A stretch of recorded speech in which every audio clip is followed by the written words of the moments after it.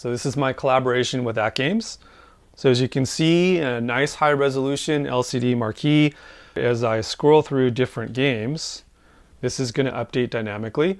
Some of them have video snaps, like this one here. So it's going to play the video for about 7 seconds, and then it's going to land on the still image marquee. Here's another one with a video snap. So all the video snaps have the little logo on the left, and then again, video for 7 seconds, and then lands on this nice high resolution marquee. So let's keep going here. We've got some ArcadeNet marquees covered as well. So you can see some of these. And then let's switch gears and let's actually go to coin-ops. So as you can see, as I scroll through these games,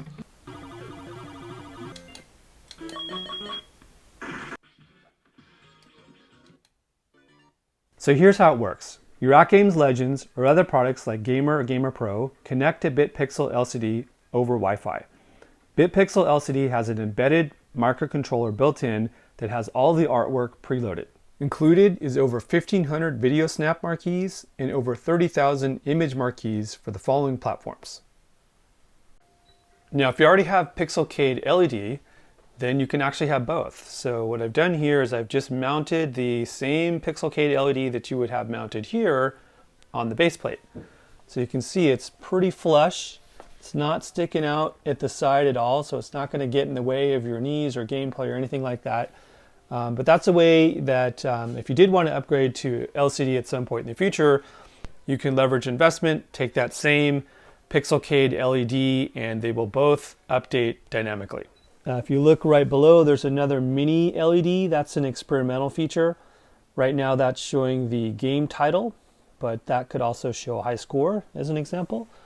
If I look a little lower, see that little red accent light? That is an LED strip that's doing accent lighting, but it's actually, see it's changing right there? It's actually changing to match the primary color of the selected marquee of the game.